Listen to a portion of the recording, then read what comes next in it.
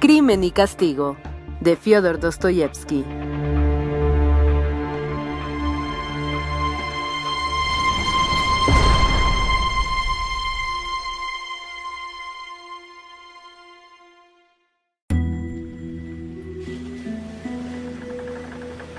Hacía tiempo que llevaba la enfermedad en incubación, pero no era la horrible vida del presidio, ni los trabajos forzados, ni la alimentación, ni la vergüenza de llevar la cabeza rapada e ir vestido de harapos lo que habían quebrantado su naturaleza.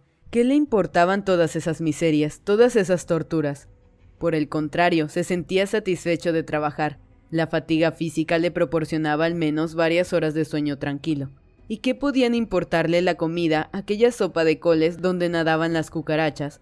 Cosas peores había conocido en sus tiempos de estudiante.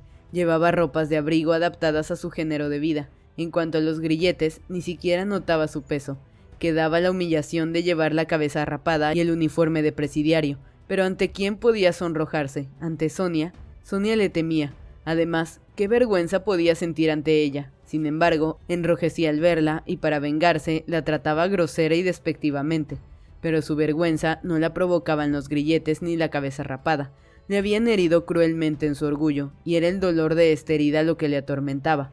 Qué feliz habría sido si hubiese podido hacerse a sí mismo alguna acusación. Qué fácil le habría sido entonces soportar incluso el deshonor y la vergüenza. Pero por más que quería mostrarse severo consigo mismo, su endurecida conciencia no hallaba ninguna falta grave en su pasado. Lo único que se reprochaba era haber fracasado, cosa que podía ocurrir a todo el mundo. Se sentía humillado al decirse que él, Raskolnikov, estaba perdido para siempre por una ciega disposición del destino y que tenía que resignarse, que someterse al absurdo de este juicio sin apelación si quería recobrar un poco de calma. Una inquietud sin finalidad en el presente y un sacrificio continuo y estéril en el porvenir.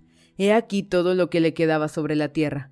Vano consuelo para él poder decirse que transcurridos 8 años solo tendría 32 y podría empezar una nueva vida. ¿Para qué vivir? ¿Qué provecho tenía? ¿Hacia dónde dirigir sus esfuerzos? Bien que se viviera por una idea, por una esperanza, incluso por un capricho, pero vivir simplemente no le había satisfecho jamás. Siempre había querido algo más. Tal vez la violencia de sus deseos le habían hecho creer tiempo atrás que era uno de esos hombres que tienen más derechos que el tipo común de los mortales.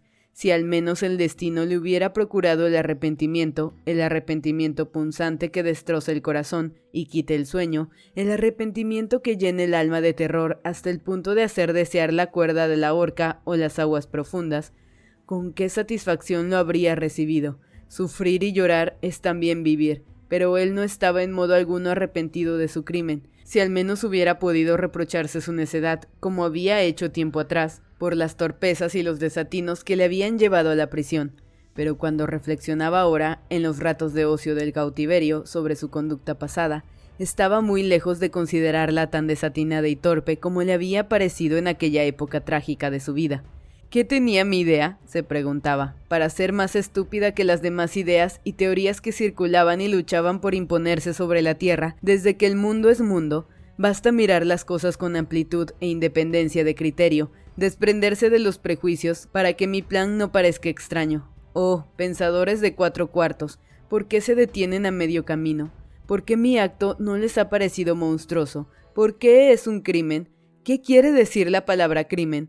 Tengo la conciencia tranquila, sin duda he cometido un acto ilícito, he violado las leyes, he derramado sangre, pues córtenme la cabeza y asunto concluido. Pero en este caso, no pocos bienhechores de la humanidad que se adueñaron del poder en vez de heredarlo desde el principio de su carrera, debieron ser entregados al suplicio. Lo que ocurre es que estos hombres consiguieron llevar a cabo sus proyectos, llegaron hasta el fin de su camino y su éxito justificó sus actos. En cambio, yo no supe llevar a buen término mi plan, y en verdad esto demuestra que no tenía derecho a intentar ponerlo en práctica. Este era el único error que reconocía, el de haber sido débil y haberse entregado. Otra idea le mortificaba. ¿Por qué no se había suicidado?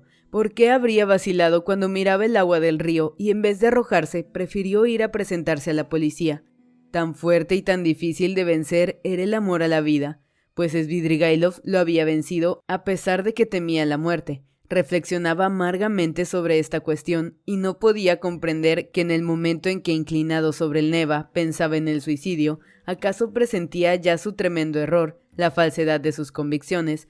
No comprendía que este presentimiento podía contener el germen de una nueva concepción de la vida y que le anunciaba su resurrección. En vez de esto, se decía que había obedecido a la fuerza oscura del instinto, cobardía y debilidad. Observando a sus compañeros de presidio, se asombraba de ver cómo amaban la vida, cuán preciosa les parecía. Incluso creyó ver que este sentimiento era más profundo en los presos que en los hombres que gozaban de la libertad. Qué espantosos sufrimientos habían soportado algunos de aquellos reclusos, los vagabundos, por ejemplo. Era posible que un rayo de sol, un bosque umbroso, un fresco riachuelo que corre por el fondo de un valle solitario y desconocido tuviesen tanto valor para ellos que soñaran todavía como se sueña en un amante, en una fuente cristalina vista tal vez 3 años atrás. La veían en sus sueños con un cerco de verde hierba y con el pájaro que cantaba en una rama próxima. Cuanto más observaba a aquellos hombres, más cosas inexplicables descubría. Sí, muchos detalles de la vida del presidio, del ambiente que le rodeaba, eludían su comprensión o acaso él no quería verlos. Vivía como con la mirada en el suelo, porque le era insoportable lo que todavía podía percibir a su alrededor, pero andando el tiempo le sorprendieron ciertos hechos cuya existencia jamás había sospechado y acabó por observarlos atentamente. Lo que más le llamó la atención fue el abismo espantoso, infranqueable que se abría ante él y aquellos hombres. Era como si él perteneciese a una raza y ellos a otra. Unos y otros se miraban con hostil desconfianza.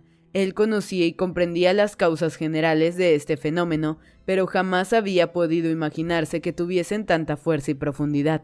En el penal había políticos polacos condenados al exilio en Siberia. Estos consideraban a los criminales comunes como unos ignorantes, unos brutos, y los despreciaban. Raskolnikov no compartía este punto de vista. Veía claramente que en muchos aspectos aquellos brutos eran más inteligentes que los polacos. También había rusos, un oficial y varios seminaristas que miraban con desdén a la plebe del penal y Raskolnikov los consideraba igualmente equivocados. A él nadie le quería, todos se apartaban de su lado, acabaron por odiarle. ¿Por qué? Lo ignoraba, le despreciaban y se burlaban de él. Igualmente se mofaban de su crimen, condenados que habían cometido otros crímenes más graves. «Tú eres un señorito», le decían.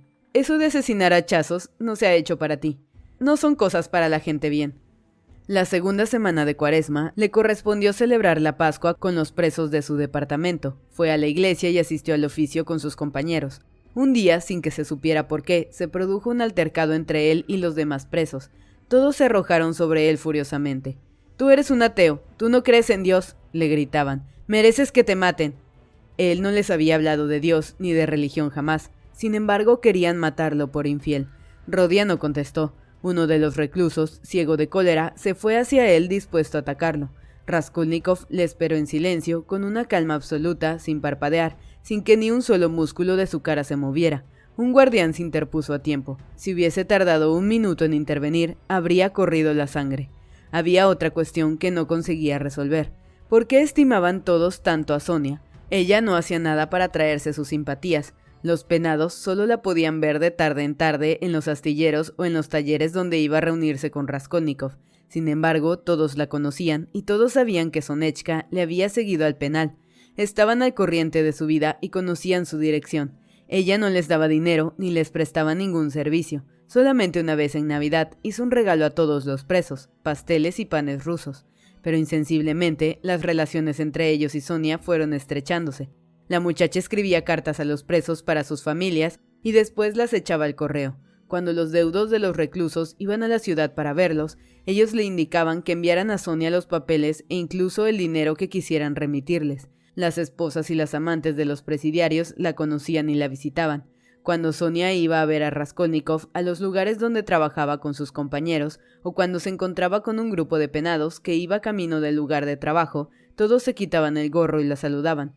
«Querida Sonia Simonovna, tú eres nuestra tierna y protectora madrecita», decían aquellos presidiarios, aquellos hombres groseros y duros a la frágil mujercita. Ella contestaba sonriendo, y a ellos les encantaba esa sonrisa. Adoraban incluso su manera de andar. Cuando se marchaba, se volvían para seguirla con la vista y se deshacían en alabanzas. Alababan hasta la pequeñez de su figura. Ya no sabían qué elogios dirigirle.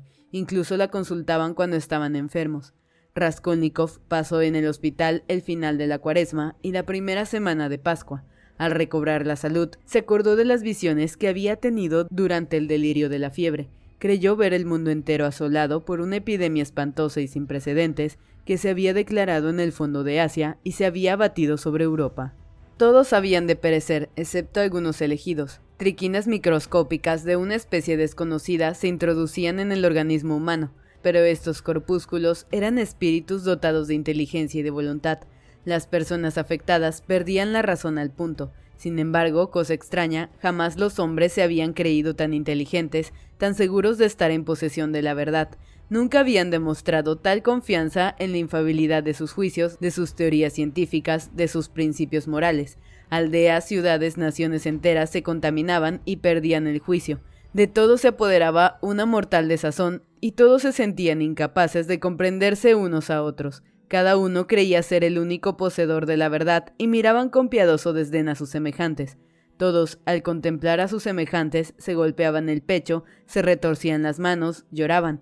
No se ponían de acuerdo sobre las sanciones que había de imponer, sobre el bien y el mal, sobre a quién debían condenar y a quién absolver. Se reunían y formaban enormes ejércitos para lanzarse unos contra otros, pero apenas llegaban al campo de batalla, las tropas se dividían, se rompían las formaciones y los hombres se estrangulaban y devoraban unos a los otros.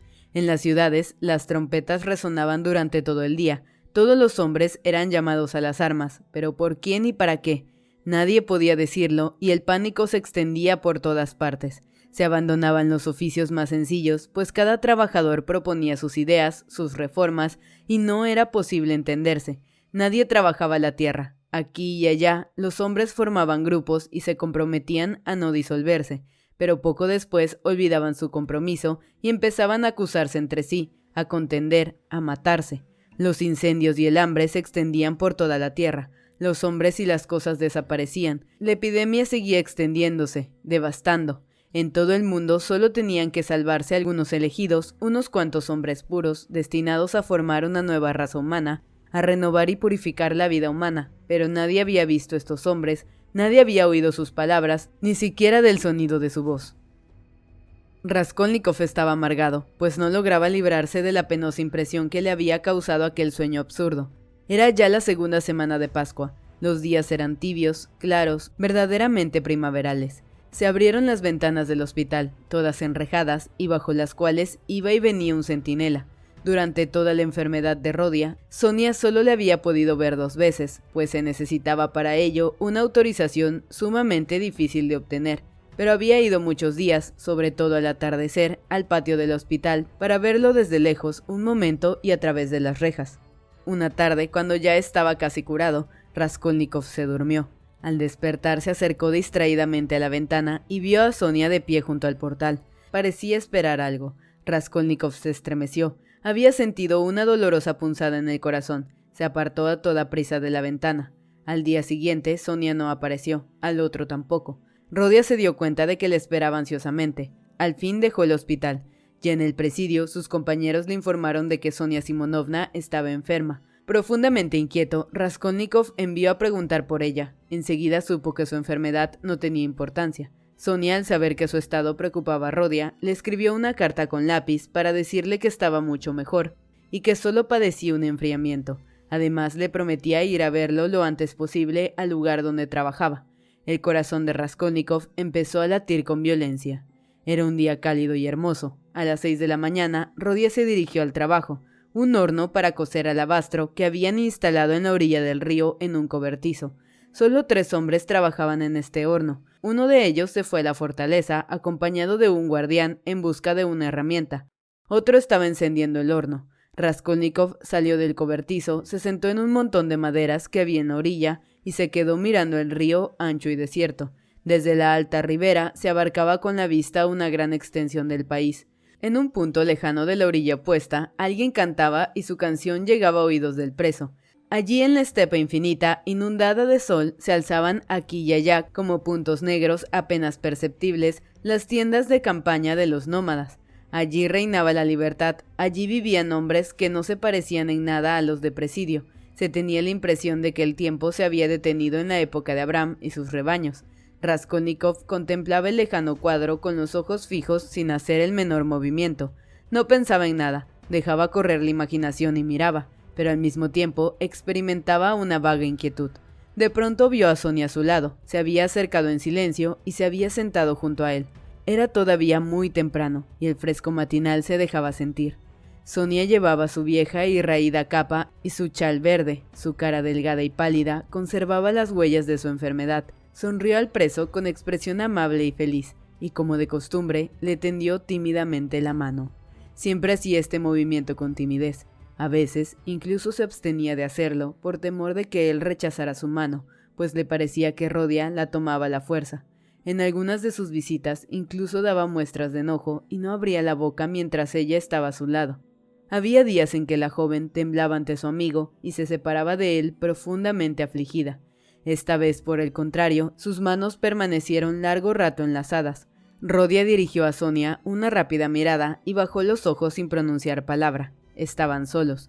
Nadie podía verlos. El guardián se había alejado. De súbito, sin darse cuenta de lo que hacía y como impulsado por una fuerza misteriosa, Raskolnikov se arrojó a los pies de la joven, se abrazó a sus rodillas y rompió a llorar. En el primer momento, Sonia se asustó. Mortalmente pálida, se puso en pie de un salto y le miró temblorosa, pero al punto lo comprendió todo y una felicidad infinita centelleó en sus ojos. Sonia se dio cuenta de que Rodia la amaba. Sí, no cabía duda, la amaba con amor infinito. El instante largamente esperado había llegado. Querían hablar, pero no pudieron pronunciar una sola palabra. Las lágrimas brillaban en sus ojos. Los dos estaban delgados y pálidos, pero en aquellos rostros ajados brillaba el alba de una nueva vida, la aurora de una resurrección. El amor los resucitaba. El corazón de cada uno de ellos era un manantial de vida inagotable para el otro. Decidieron esperar con paciencia. Tenían que pasar 7 años en Siberia. Qué crueles sufrimientos y también qué profunda felicidad llenaría aquellos 7 años. Raskolnikov estaba regenerado, lo sabía, lo sentía en todo su ser. En cuanto a Sonia, solo vivía para él. Al atardecer, cuando los presos fueron encerrados en los dormitorios, Rodia, echado en su lecho de campaña, pensó en Sonia. Incluso le había parecido que aquel día, todos aquellos compañeros que antes habían sido enemigos de él, le miraban de otro modo. Él les había dirigido la palabra y todos le habían contestado amistosamente. Ahora se acordó de este detalle, pero no sintió el menor asombro. ¿Acaso no había cambiado todo en su vida? Pensaba en Sonia, se decía que la había hecho sufrir mucho. Recordaba su pálida y delgada carita, pero estos recuerdos no despertaban en él ningún remordimiento, pues sabía que a fuerza de amor compensaría largamente los sufrimientos que le había causado. Por otra parte, ¿qué importaban ya todas estas penas del pasado? Incluso su crimen, incluso la sentencia que le había enviado a Siberia, le parecían acontecimientos lejanos que no le afectaban. Además, aquella noche se sentía incapaz de reflexionar largamente, de concentrar el pensamiento. Solo podía sentir.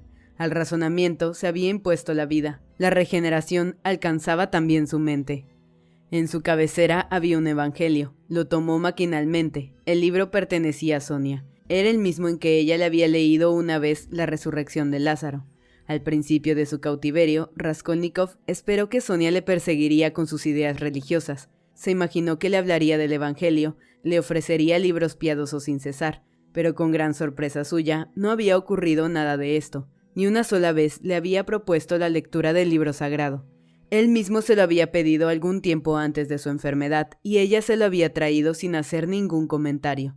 Aún no lo había abierto, tampoco ahora lo abrió, pero un pensamiento pasó veloz por su mente. ¿Acaso su fe, o por lo menos sus sentimientos y sus tendencias, pueden ser ahora distintos de los míos? Sonia se sintió también profundamente agitada aquel día y por la noche cayó enferma. Se sentía tan feliz y había recibido esta dicha de un modo tan inesperado que experimentaba incluso cierto terror. 7 años, solo 7 años. En la embriaguez de los primeros momentos, poco faltó para que los dos considerasen aquellos 7 años como 7 días. Raskolnikov ignoraba que no podía obtener esta nueva vida sin dar nada por su parte, sino que tendría que adquirirla al precio de largos y heroicos esfuerzos. Pero aquí empieza otra historia, la de la lenta renovación de un hombre, la de su regeneración progresiva, su paso gradual de un mundo a otro y su conocimiento escalonado de una realidad totalmente ignorada. En todo esto habría materia para una nueva narración, pero la nuestra ha terminado. Crimen y castigo, de Fedor Dostoyevsky.